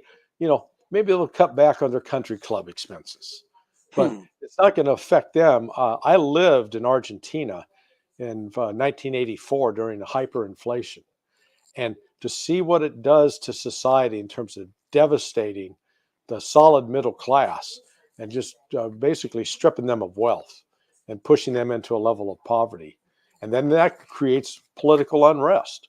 So, unfortunately, I think what America is doing, instead of spending all these billions in Ukraine to accomplish nothing, we'd be better off, I think, spending it here at home and taking care of Americans. That's why I think, again, Trump's message of America first resonated. Let's take care of the kids in all the major cities, make sure that they're well educated, well fed, and that they've got safe neighborhoods. So that's a priority, because if kids can do that, the America I grew up in, and I was born in 55 and grew up in the 60s. Yeah, the 60s had its problems, but we weren't seeing the level of violence and people getting murdered like we are now. And it's sad commentary on our country. And it's a devolution of American society, as you look. But isn't that chickens coming home to roost because of all of the devastation that America brought with her policies all across the world, just to dominate the resource areas of the world and the minerally rich areas of the world, and at all costs overthrowing, destabilizing, causing uprisings there where a lot of people, by innocent bystanders, were killed. Yeah. Isn't that, as thou hast done, so shall it be done unto thee? Yeah, that you're familiar with that expression, karma is a bitch. Yeah. And I think you're absolutely right that there's America. We're really we're an odd thing. On the one hand, as we got a lot of really good people, good-hearted people. They want the best for other countries and other folks. They'll open up their hearts and their homes to folks. There is a genuine, decent core in America. But then we got that ugly dark side, and we have caused a lot of heartache and a lot of suffering overseas. And we've always, with a lot of people out there, you go ask, some South Vietnamese and some Hmong tribesmen, hey, we got your back. You can trust us. We'll have you to the end. And when the end came, they're looking around and go, where's America? See you later, guys. You're on your own. I've sometimes thought about the movie that I'd like to see made. I don't think it could ever get made. Was where it would be sort of a fantasy of sorts, where all of the people that we've betrayed overseas rise from the dead and come together to attack us. It'd be like the ultimate zombie movie. Wow. That the true night of the living dead, the night of the living dead, those people that we promised to back and we betrayed. It would be it'd be a big ass army, I'll tell you that. So what is going on with the U.S. constant provocations against the rising dragon in the East, and why is America now publicly trampling on her one China policy? And is that sound doctrine when China produces 93 to 97% of all goods in America? Well, let me ask you. You've got a martial arts background, right? Yes. I saw the and stuff. So, from your own experience, the guy that walks into a room and goes, "Yeah, I'm a martial arts expert, man. I can kick anybody." The guy isn't and is going to wind up on the floor. It's the guy who's quiet and doesn't say a lot and just sort of keeps it to himself because he's properly trained. He's the one you got to worry about. I trained with a man named Michael Coles. Michael was he was sparring partner with Sugar Ray Leonard for 3 days. He was one of the few that survived that, but he worked with June Rhee. But he's a hard man, and He was never out bragging, never out in public. Well, the same thing goes with what we're doing with China. We're threatening, we're going to do this to you, China. You do this, you cross this line, man, we're going to make you. Hey, don't start making threats that you can't deliver. Don't write those checks that you can't cash. And yet we're just doing that to China. I grant you, I think China represents a genuine threat of its own economic weakness, because they've been in the lead in producing counterfeit products of all sorts. And they've been in the lead of producing the fentanyl and drugs that are literally killing thousands of Americans now. We have a 38-year-old nephew who died just 3-4 months ago from a fentanyl overdose. He didn't think he was taking it, but he got fentanyl and it killed him. So it's personal for me, and it's personal. A lot of families are suffering that loss. It's hitting kids in their 20s and the 30s. So we've got to have relations with China, but you don't have good relations by constantly threatening them and then making demands that you really can't enforce, because they don't take you serious. People, once they know that you're serious and you're going to do what you said, I think Trump was on the road to that. He was saying, hey, you guys need to clean this up. We're going to start building factories in America. Oh, yeah, that's right. And he started working on building those factories in America. And then at that point, the Chinese guy, oh, okay, wait a second. Maybe we need to reconsider our strategy. But it is what we've done through sanctions against Russia is we have united Russia and China into a genuine partnership, the likes of which we have not seen. We didn't really see it during the 50s. So this is, since the end of World War II, China and Russia are now partners and united against the United States, because we're just a bunch of belligerent loudmouths who are constantly making threats and demands and don't live by the same rules that we claim others must live by. If this continues to go on and America continues on in her weakened state, and the state becomes even more weakened over the months and years, and China continues to progress, because there were reports stating that 2 years ago China became not only are they the largest land army, now they're the largest navy in the world with quantitative and qualitative capabilities. And they say within 2 years, the Chinese may surpass the United States and have the largest air force. Now, if this is the case, and the provocations become even more immense and more intense, China has the money, she has the gold. Now she has the military, she has the manufacturing, she has the outside of the dollar trade. What does that bring to America if she goes to a war in Asia, on China's doorstep with China? Yeah. Well, the reality is there's little the United States there's little we can do. And let me explain what I mean by that. Our ability to project force in Asia is dependent almost entirely upon our aircraft carriers, our carrier task force. They are now sitting ducks because China, as well as Russia, have hypersonic missiles. Those hypersonic missiles are aircraft carrier killers, because we do not have any kind of missile defense that can take down or stop a hypersonic missile. So as a result, whatever we used to do in terms of being able to sell a carrier task force in and provide cover for a marine amphibious, a marine expeditionary force, a MEF, we can't do that anymore.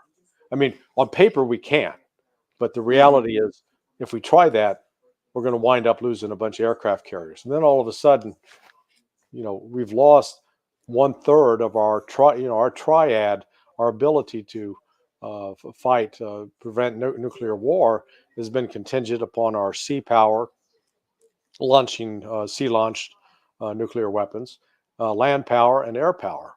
At the same time, our Air Force, the number of ships we have in our Navy, that's going down. Part of that's because they don't have enough to man the ships or man woman ships. We don't. they're having trouble recruiting people because of the woke policies that have infected the military leadership. Seen the same thing with the Army. So the United States is in some aspects has really become very much a paper tiger. We like to think that we can project our force, but we got very limited ability. I mean, just the effort to like look at the number of troops we finally put into Iraq. That was a 6 to 8 month period of trying to move troops to get them there so they could actually jump off. That wasn't done overnight or in 2 or 3 weeks. So there's a whole logistics train that has to be set in motion. Far different challenge. China, I don't see China loading its troops up on ships and sailing around the world to invade other countries. But they've got a formidable army that will defend China, and we don't have the wherewithal to do anything to stop that. So we may not have China's policy. We may not be happy with Russia's policy. Got to always ask, what are you going to do about it? What are you going to do about it? Can you do anything about it? And I think that's one of the uncomfortable truths we're going to come to. There's little we can do about this. And on top of that, China holds 1.2 trillion in U.S. debt. Yeah, they've been all floating that over the last 10 years. I mean, they used to hold a lot more, but they recognize Uncle Sam is not necessarily your friend. And we just had this conference in Shanghai. It was called the Shanghai Organization, Cooperation Organizations, SCO. And it's basically setting up a new world order that'll be a competitor to the G20, the Group of 20. It's focused upon, they're talking about bringing Turkey in. They're going to bring Iran in. Egypt wants to join. Saudi Arabia is making noises. All the Gulf countries are saying, hey, yeah, let us be a part of this. Pakistan. Hey, it's going to have another club, and the U.S. is not invited. So what does this mean for the U.S. hegemon and its global standing and its global influence and its so-called unrivaled wealth? Yeah, I get swirling down the toilet. That's we've been at the high water mark, and it's we'll never see sort of the preeminence of the United States. Let's say particularly in the first decade of the 21st century, from 2000 to 2010. We'll never see that again. That we've reached it, and it will be in decline going forward. The United States' ability, part of it, we're doing it to ourselves. The green energy nonsense is as people buy increasingly into that, they're going to deindustrialize the United States. Well, guess what? The ships that haul goods that are made in China, as you were noting, to America, so we can buy that involves petroleum. They don't have electric powered container ships. It doesn't exist. Ain't going to exist for any time in the foreseeable future. Requires oil and gas. Well, guess what?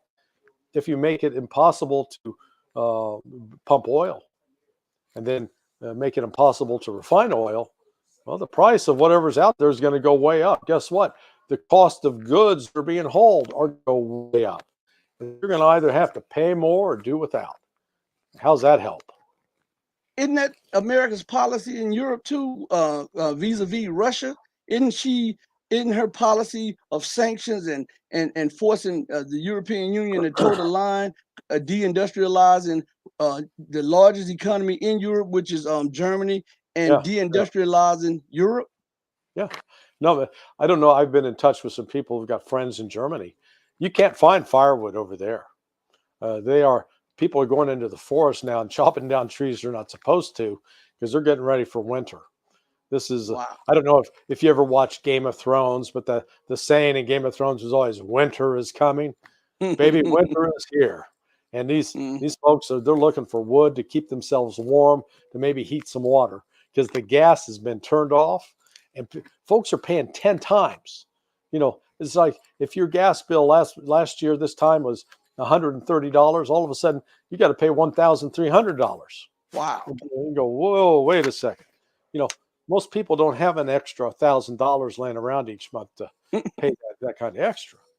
And so that's and so as Germany now, and Germany's done it to itself.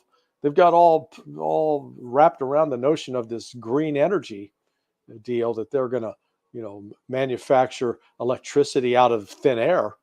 And now reality's come home. You've shut down your nuclear power plants and you're shut down your coal plants. Tell you what, that solar energy panel in Germany, I don't know if you've ever been to Germany, but after about October, it's dark more of the times of the day than it's light. They don't. Yeah, my brother, he was stationed in Germany for a while. Yeah. So, I mean, wonderful place to visit. Great food. Used to be a great place to visit. Good food. But, dude, they get some serious winter there, and it gets seriously dark because it's way north of, it's up around, like I think the latitude of, say, Maine. It's not sitting at longitude and latitude of Florida. Wow. So these sanctions against Russia is actually bringing down the Western global financial order and bringing down the whole political order. Right. They keep thinking, man, if we just keep the pressure a little bit longer, Russia's going to collapse. I mean, I keep hearing. I've been watching Sky News just see what they're saying. Oh boy, Russia's on the ropes. Putin can't. the army's falling apart, man. They can't. They're going to be lucky if they make it another day. All right, keep telling yourselves that. And I said, this is the same crowd that keeps insisting that a dude can be a woman just because the guy says I'm a woman. That's what saying. I can be a tomato because I'm a tomato. Yeah, it's crazy. I've become completely intolerant of people who deny actual science. Yeah. This thing called biology. They want to talk to the transgender agenda. All right, good luck, folks. Go to a farm and you show me a transgender pig, or find me a transgender steer, or bull, please. I'd like to see that. Doesn't exist in nature. It only exists because we've been separating ourselves from nature. We can enjoy the luxury of pretend. Yeah. But and why do you think that they are so preoccupied with I would say the insane policies? Because any rational person that sees the U.S. government and the Western government's policies will have to come to the conclusion that these politicians are inept, they are insane, and the policies are irrational and insane. Yeah, well, dude, you see it, I see it, but we got some leaders who have they've blinded themselves for whatever reason. They're going to refuse to admit that it's true. And, we've seen this among some international leaders. Remember Baghdad Bob, as they called him? He was the defense minister in Iraq. And was hey, there are no American tanks in Baghdad. And the pictures behind him when the American tanks were coming. They would still deny reality even when it's staring them in the face. But, the reality does intrude. That's the only thing that's going to wake people up from this fantasy that they're in. Because once you've already had major steel plants in Germany shut, those plants are closed. The workers are out of work. They're not going out and spending money like they were on remodeling homes or sending kids to school or going out to eat or buying clothes or whatever. And that's going to continue to contract and cascade. Well, that hurts Germany. That means Germany's not in a position to keep sending a bunch of money and weapons to Ukraine. And Ukraine is completely dependent. The Ukraine at the point is like a heroin addict who is dependent upon Germany for its next fix. That's it. They can't do anything else. And why is the EU tripling and doubling down on these insane policies and is bankrupting Germany? And Germany is the economic engine of the European Union. And without Germany, the whole thing comes apart. Yeah, I tell you, I wish I had an answer to that, because we've never Honest to God, it is so detached from reality. And the words, I mean, you'll appreciate this. The other day, the had the head admiral in NATO, a guy named Bear, and he was with the head general of the defense forces of Estonia, a guy named Evers, and it highlighted as one of their priorities that one of the things that they need to do to make NATO stronger, they need to promote diversity. And I'm going, you got NATO is a bunch of white guys, okay? It's all. I mean, let's be honest.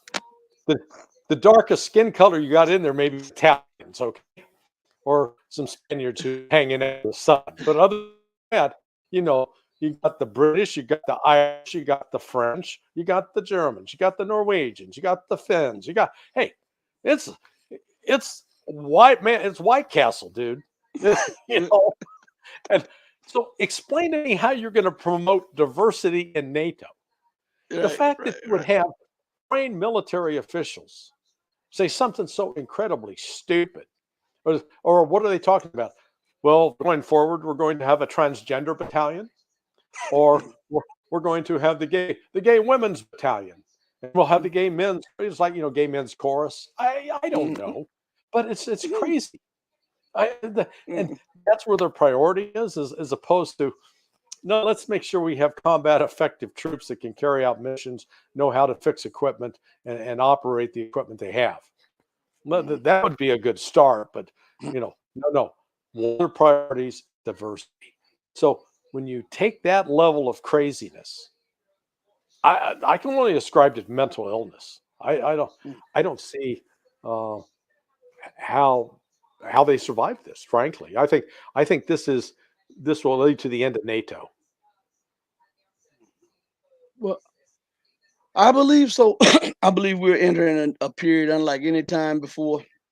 And I believe that American politicians and European politicians are doing it to themselves due to arrogance and hubris.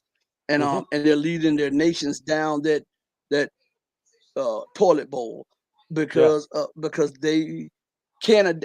I see it as this: they can't adapt to a changing world, and not having the position that you once had when you had total power, total influence, and total regulations over everyone is driving them insane. And sometimes when you get emotional, and sometimes when you get like excited, you don't think straight.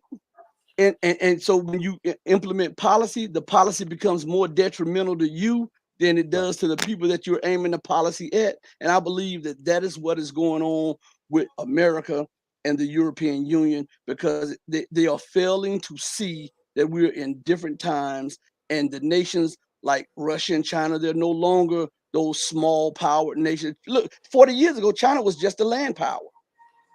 Now it has a blue water navy that rivals the United States. So, and it's hard for them to the think tanks. Right.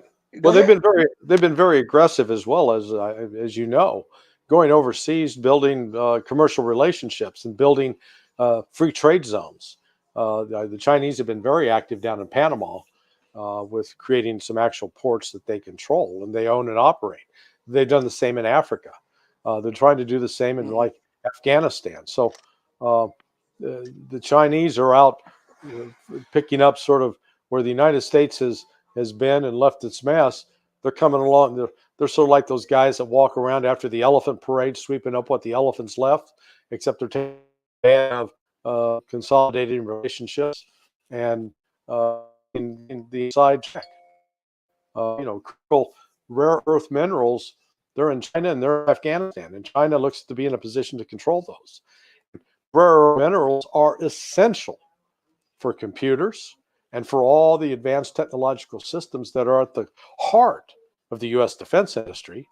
And yet, if the U.S. defense industry no longer controls that, who controls the defense industry? Chinese and the Russians, not the United States. So we've lost the ability to determine our own destiny, in my view. So you're saying that it's downhill from here onward? I wish I saw an exit for us to get off and turn around and head back up. But when you've got this much, sometimes I had an old boss. He said there's no fixing stupid, and I'm afraid that's where we are. So what is going on the battlefield in the Donbass?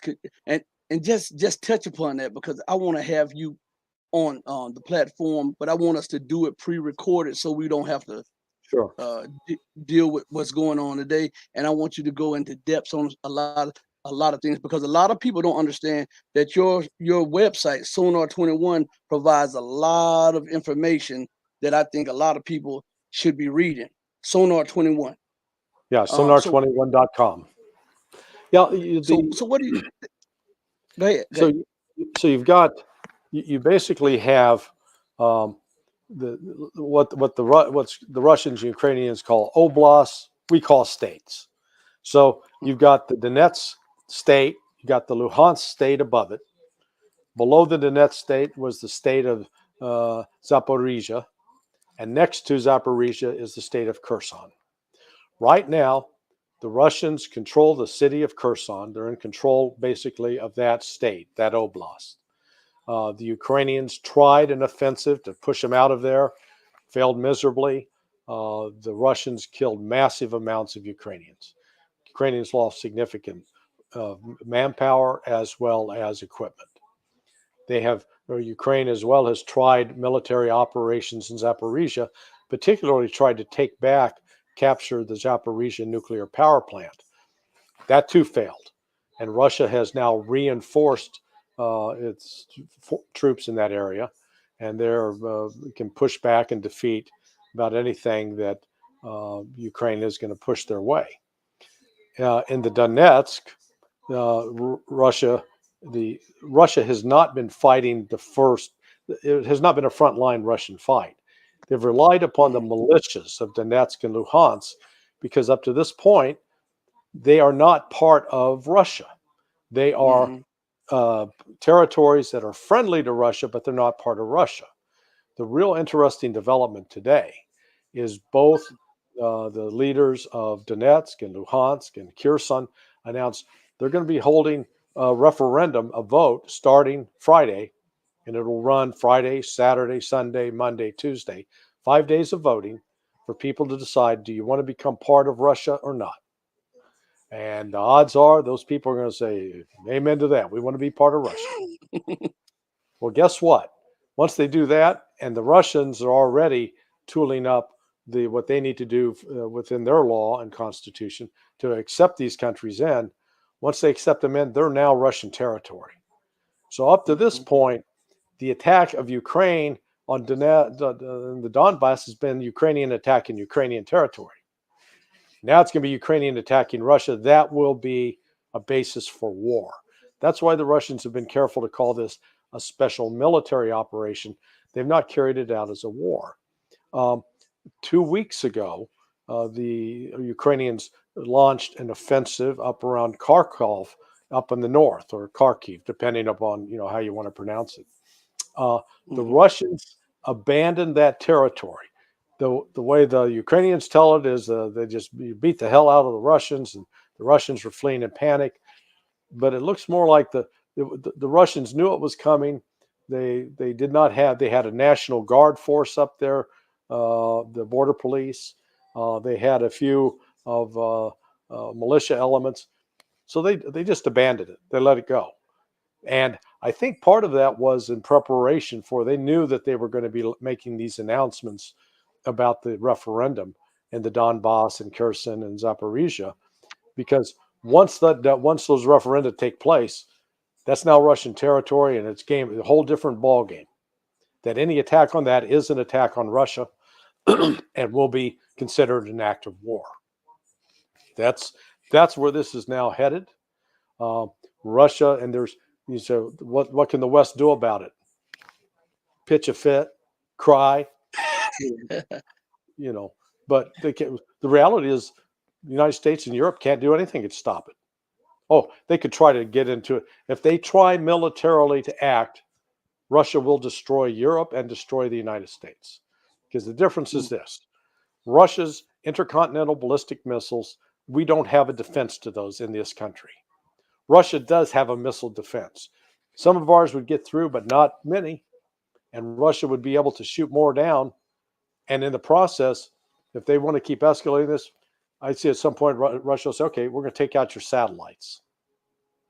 So, you know, the United States is in a far more vulnerable position with satellite systems for intel collection. Russia could essentially blind us, and then be in a much more stronger position. So the Russians, the Russian allies, control Luhansk. They are in the process of retaking Donetsk. So across the board, the Russians already secured Zaporizhia, particularly down south with Mariupol. That battle was in March, May. You know, we've not seen the Ukrainians actually have the ability to defeat the Russian-backed army on the battlefield and force them out. There was one video that I posted on my website the other day. It showed a group of Ukrainian forces on an armored personnel carrier attacking a position held by the Luhansk militia. And basically, one guy from the Luhansk militia up against about 30 Ukrainians. And he was holding them off. But what's noticeable in that video is at some point, the artillery from the Russian side starts coming in, hitting these Ukrainian soldiers. And they are cowering in trenches, and it's killing them right and left. What was interesting to me is that when they launched this attack against the Luhansk militia, there was no artillery barrage coming in. There was no fixed-wing aircraft coming in. There were no rockets and missiles coming in. And the armored personnel carrier was not supported by a tank moving forward. These guys got slaughtered. So I don't know if that's an exception to how the Ukrainians are operating, or if it's indicative of how they're operating. But either way, it's not a recipe for victory for them. Well, you know, let us put everything in perspective. Russia is not just fighting Ukraine. Russia is fighting the United States and NATO. NATO trained and armed Ukraine, and from some accounts, that Ukraine was one of the most powerful militaries armed and trained by NATO around, and Russia is mopping the floor with them. Did you hear anything about some NATO forces being embedded with the Ukrainian forces that were trying to seize Kharkiv and took on a heavy losses? I did not hear that. What I heard was that it looked like there was an American mercenary unit. Now, I'm not sure if it was officially affiliated with NATO or not, or if it was just a group of former American soldiers that joined up. But at least at one of these locations, which was a training camp for them, they got hit. They got hit by a missile and haven't been reporting on their losses. But the Russians claimed they hit it and destroyed it and killed almost everybody there. So we'll know. What's unfortunate is so much of the information that's being put out in Western media and put out by Western politicians and being cited by so-called military experts, it's all coming from Ukraine. And none of this is being independently verified. So our intelligence, even our intelligence services, are making intelligence reports, but it's based upon information coming from Ukraine. So it's not reliable. We've already seen time after time after time of Ukraine lying. You know, remember when we talked about the Ukrainian pilot that shot down 6 jets? Yeah, the ghost of Kiev, they called him. From a video game. You know, I guess as long as you can play Call of Duty and win your battles there, that beats doing it on the battlefield. Well, you know, as we're talking about the Ukraine crisis, and as we're talking about Russia, someone told me that the strike against the mercenary group was in retaliation for the strike that took place in Belgorod, Russia. When Yeah, that's possible. We have not up to this point, we have not seen Russia put its army in where the Russian generals are controlling, where they are the supported commanders. They have been operating more in a supporting role with the militias in Donbass and Luhansk in the lead, as well as the Wagner group doing fighting, and then the Chechens. Uh, those have been sort of the four main units that have carried the battle. The troop estimate for troop commitment by Russia has been around 200,000. Now, Ukraine claims, oh, we've killed 80,000. Well, where's the proof? No, we killed them. Just trust us. They're all dead. Okay. So, we're not, there's no real evidence of that, but the evidence is that Russia has not put its army is not on alert, and it has not mobilized it yet.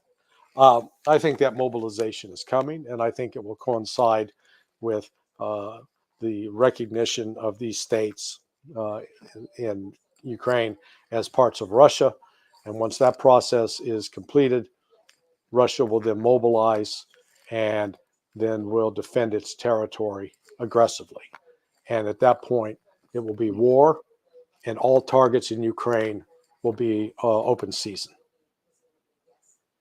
So what possible chance, I mean, as this escalates, what possible chance does the United States and NATO have in a war against Russia, seeing that they didn't even detect the Kinzhal missile until after, like seconds before it struck, and Russia has also flanked or deployed some of the most powerful air defense systems on Earth. So, with that said, how can, I mean, what is the outlook for a NATO successful military operation against Russia, especially when Russia employs those new electronic warfare fighting systems?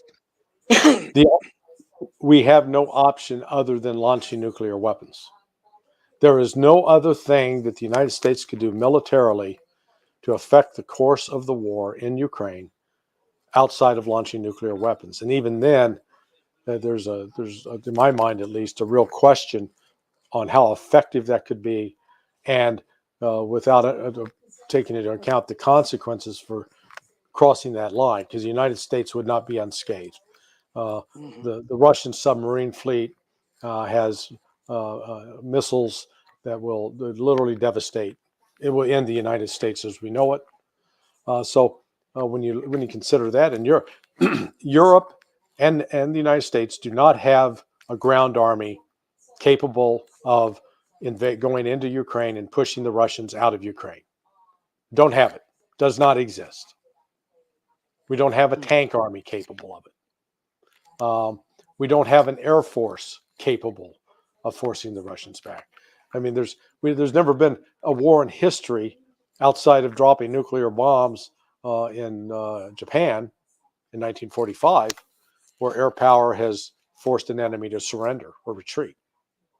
We saw that both what the Germans tried to do to the Brits during the Battle of Britain, and what the Germans, Americans, and Brits did to the Germans in the subsequent war bombing campaign. It didn't stop it.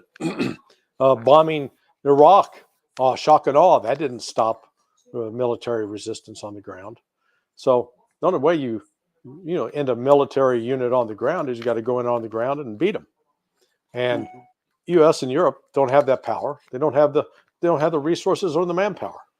I mean, so we can sit around and play war games and pretend. That's like people, dressing up like their mother and walking around in high heels. Okay, you're imitating your mother, but that you're not your mother. Okay, so enough.